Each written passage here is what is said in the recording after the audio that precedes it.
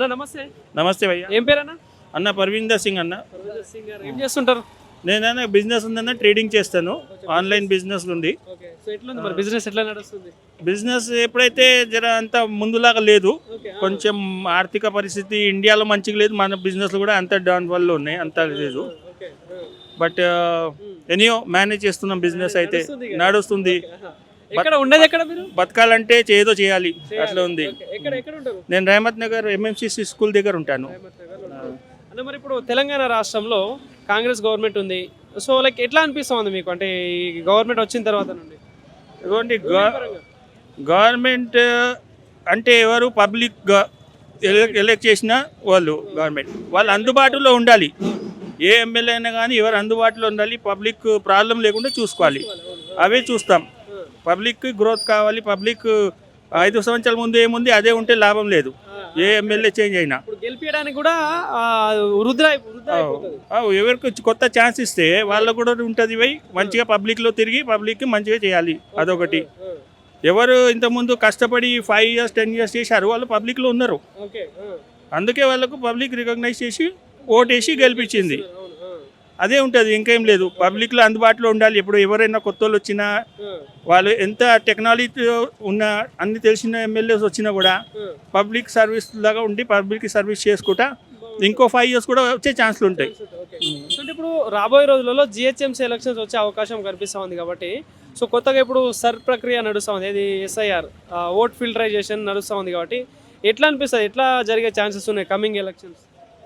Sir, ఇది SIRది మంచిదే ఒక చూస్తే, కానీ దీనికి సింపుల్ చేయాలి. ఎంత పబ్లిక్కి కన్ఫ్యూజన్ చాలా ఉంది దాంట్లో. అంత మన దగ్గర అంత లిటరసీ కూడా లేదు. వాళ్ళకు చూడాలంటే 2002 పోయి లిస్ట్ తీయాలి, అప్పుడు ఎవరు ఎక్కడ ఉన్నారు ఏంది అవి అన్నీ తెలియదు. ఒకవేళ వాళ్ళకు మంచిగా సిస్టమేటిక్ ఉంటే అది ఎట్లయినా మనకు వచ్చే ఎలక్షన్లో ఎవరు గెలిచినా వాళ్ళకి ట్రాన్స్పరెన్సీ ఉంటుంది. ఎందుకు కన్ఫ్యూజన్ ఉంటుంది, ఈవీఎం మెషిన్ అంటారు, అది అంటారు, దాని మనకి వీళ్ళు బూత్ క్యాప్చరింగ్ అంటారు, ఇవి అన్నీ ఉండకుండా ఒక సిస్టమ్ లాగా పద్ధతిగా ఉంటుంది. అదైతే అంటే బయట నుండి వచ్చి ఈడ సెటిల్ కావడం అట్లాంటివి ఏమి ఉండదు. అంటే అవి అన్నీ సిస్టమేటిక్ చేయాలి అదైతే, కానీ దానికి సింపుల్ చేయాలి, ఇంకా కాంప్లికేటెడ్ చేయొద్దు. ఇప్పుడు జూబ్లీహిల్స్ కాన్ఫరెన్స్లో మొన్న బై ఎలక్షన్ కూడా జరిగింది. సో కొత్త ఎమ్మెల్యే రావడం జరిగింది. ఇంతకుముందు ఎమ్మెల్యే మాగంటి గోపినాథ్, ఇప్పుడు నవీన్ యాదవ్ ఉన్నారు. సో అంటే పబ్లిక్ పథకాలు అందించే విషయంలో కావచ్చు, డెవలప్మెంట్ చేసే విధంగా ఏమైనా మార్పులు కనిపిస్తూ ఉన్నాయా కొత్తగా అంటే మార్పులు అయితే అవుతున్నాయి, కానీ ఏంటంటే ఇంకా ఫాస్ట్ స్పీడ్లో కావాలి. మార్పులు అవుతున్నాయి. పాత ఎమ్మెల్యే సార్ కూడా చాలా మంచిగా చేశారు, పబ్లిక్లో ఉండి చేశారు. అదైతే కాదు, పబ్లిక్ ఛాన్స్ కూడా ఇచ్చింది. ఇప్పుడు మన ఎమ్మెల్యే గారు లేరు, కొత్త ఛాన్స్ కూడా ఇవ్వాలని మంచిగా ఎలక్ట్ చేశారు, కానీ దానికి పబ్లిక్లో ఉండి చేసుకుంటే మంచిగా ఉంటుంది. సో అంటే ఇప్పుడు బీజేపీ కూడా గట్టిగానే పనిచేస్తూ ఉన్నారు. ఇప్పుడు తెలంగాణ రాష్ట్రం 8 మంది ఎంపీలు ఎమ్మెల్యేలు ఉన్నారు. సో నెక్స్ట్ తెలంగాణలో అధికారం కోసం ప్రయత్నిస్తూ ఉన్నారు కాబట్టి, సో తెలంగాణలో బీజేపీకి ఏమైనా ఛాన్స్ ఉంటుందా ఈసారి? సార్, బీజేపీ నేషనల్ లెవెల్లో మంచి చేస్తుంది ఒప్పుకుంటా, కానీ అది వాళ్ళకు మంచి స్ట్రాంగ్ తెలంగాణలో స్ట్రాంగ్ పర్సన్ లేడు. ఓకే, లీడర్ కరెక్ట్ లేరు. ఇంకోటి ఇంకా ఫోకస్ చేసే సబ్జెక్ట్ వాళ్ళది ఓన్లీ రిలీజియన్ ఉంది. ఆ ఫోకస్ సబ్జెక్ట్ తీసి అందరికీ చూసుకోవాలి. ఎవరైనా కానీ మన నేషనల్లో పుట్టినోడు, నేషనాలిటీ ఉన్నాడు, వాళ్ళకు వీళ్ళకు తేడా లేకుండా ఆ పని చేస్తే మంచి కలుపుకొని పని చేయాలి. ఒక కాన్స్టిట్యూషన్లో అన్నీ ఉంటారు, ముస్లిమ్స్ ఉంటారు, హిందూ ఉంటారు, సిక్కులు ఉంటారు, అందరు ఉంటారు. అందరికీ తీసుకొని నడవాలి, ఆయన బాధ్యత ఉంటుంది అది. అట్లా లేకుండా ఈ క్లాషెస్ పెట్టి మేము గెలుస్తాం, ఈ SIR తీసుకోవడానికి దాని ఒక రీజన్ కూడా ఉంటుంది. అట్లాంటివి చేయకుండా క్లియర్ అందరితో ఉండి చేసుకోవాలి. అది ఒకటి కలుపుకొని పోతే ఛాన్సెస్ ఉంటాయి ఏదైనా పార్టీకి. ఇప్పుడు మన తెలంగాణలో ఎందుకు బీజేపీ వస్తలేదు? సింపుల్ రీజన్, మంచి లేరు, టీం కమాండ్ మంచిగా లేదు. లీడర్లు పెద్దగానే ఉన్నారు, బాగానే ఉన్నారు కదా. బాగా ఉంటే కాదు సార్, వాళ్ళు ఇక్కడ పబ్లిక్లో తిరగాలి, పబ్లిక్లో అందుబాటులో ఉండాలి. పబ్లిక్ చలో మాకు PM మా మనిషి ఉంటే అయిపోదు, వాళ్ళు పబ్లిక్లో ఉండి ఈడ ప్రాబ్లమ్స్ ఏముంది చూపెట్టాలి ఆడ పోయి. అవి చూడకుండా ఎట్లయితుంది? వస్తున్నారు, కార్లు తిరుగుతున్నారు, అయిపోతుందా? ఓ స్పీచ్ ఇవ్వడం మంచిగా వస్తాయి బీజేపీ వాళ్ళకు. ఆ స్పీచ్ బాధ్యత గెలపలే కదా, వర్క్ చూపెట్టండి. అవి చిన్నప్పటి నుండి అబ్బాయికి నేను స్కూల్లో లేకుండా పాలిటిషియన్ వెనక పంపించేస్తే వాడు ఎమ్మెల్యే అవుతాడు. 20 సంవత్సరాల తర్వాత ఎమ్మెల్యే కూడా అవుతాడు. ఆయన స్కూల్ వద్దురా, ఏం వద్దు బాబు, స్పీచ్ నేర్చుకోగద్దాం.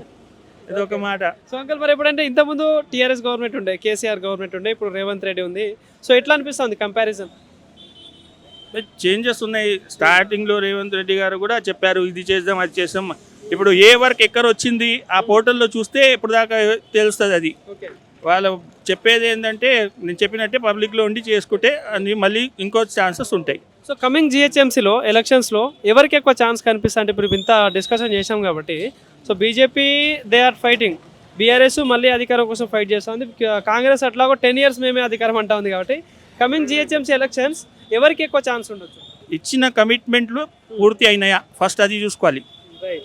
ఓకే, ఇచ్చిన హామీలు అవి కరెక్ట్ అయినాయా, లేకుంటే చేసుకోండి, ఇంకా టైం ఉంది. అదొకటి. బీఆర్ఎస్ కాంగ్రెస్ 50-50% ఛాన్సెస్ అయితే ఉన్నాయి. ఏం చెప్పలేం దాని గురించి అయితే. ఎందుకంటే మేజర్గా ఉండేది పబ్లిక్కి చాలా, బీఆర్ఎస్లో ఫ్రీడమ్ చాలా ఉండే. అంటే ఒక ఏమైనా కావాలంటే డైరెక్ట్ ఫ్రీగా అయిపోతున్నాయి ఛాన్సెస్. ఎప్పుడైతే ఎట్లాంటి అయితే లేవు, వాళ్ళకు దొరుకుతలేవు. ఇచ్చిన అక్కడ నుంచి వచ్చినా కూడా పబ్లిక్ దగ్గర రావాలి. అవి వస్తలేకుంటే ఈ కాంగ్రెస్ గవర్నమెంట్లో ఇచ్చిన ఏవైతే 6 guarantees ఉన్నాయో అవి అమలు అవుతున్నాయా అంటే కరెక్ట్ ఇంప్లిమెంట్? అది నాకు అడిగితే తెలియదు. ఎవరు ఇంకా లో వాళ్ళకు చేశారు కదా, వాళ్ళకు ఇంకా అడిగితే తెలుస్తుంది. ఒక్కొక్క చూస్తున్న దాని ప్రకారం ఏరియాలో హోల్డర్స్ ఉన్నారు, వాళ్ళకి అడగండి, ఇవి తెలుస్తుంది వాళ్ళకి బాధలు. 1% చెప్తే మనం చెప్పలేం కదా. ఈ రహమత్ నగర్ మొత్తం మీరు అడిగి చూస్తే ఎవరికి ఏం వచ్చింది చూడండి, తెలిసిపోతుంది. స్కీమ్లు పెట్టినా దానికి క్లియారిటీ ఉండాలి, ట్రాన్స్పరెన్సీ ఉండాలి. ఇల్లు ఇస్తామంటారు, ఇల్లు కట్టుకోమంటారు, దానికి మెల్లమెల్లగా పైసలు ఇస్తే ఆయన కిరాయి ఇంట్లో పోయి ఉండలేరు కదా, ఎరగొట్టుకున్న ఇల్లు. ఇట్లాంటివి చాలా ఉంటాయి. అంటే మార్పు అనేది అవసరం ఉందా రాష్ట్రంలో?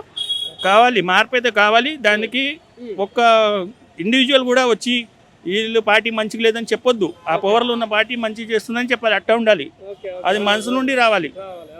చూసి అడ్వర్టైజ్ చేసి వాళ్ళకి మీటింగ్లు పెట్టి గిఫ్ట్లు ఇచ్చి అట్లా కుదరదు. మీ ఒపీనియన్ ప్రకారం ఎవరుంటే బాగుంటుంది తెలంగాణ రాష్ట్రంలో మీరు ఇప్పుడు చూస్తున్న దాని ప్రకారం? నేను చెప్పింది ఏంది, పబ్లిక్లో ఉండేవాళ్ళే కావాలి. పబ్లిక్లో ఉండాలి, పబ్లిక్లో రావాలి. పబ్లిక్తో ఉంటేనే వాళ్ళు ఇంకా ఓన్లీ బిజినెస్ లాగా చూసుకోవద్దు పాలిటిక్స్కి. ఈ రోజు ఉండి చలో తర్వాత చూద్దామని ఉండొద్దు. ఒక పాలిటిక్స్ అంటే పాలిటీషియన్స్ అందరూ అంతా వచ్చేసి వదిలేసి పాలిటిక్స్లో వస్తారు. ఇల్లు అవి అన్నీ వదిలేసి దేని గురించి వస్తారు? సేవ గురించి. ఆ సేవ చేయకుండా మీరు ఏదో కూర్చుంటే నడవదు కదా.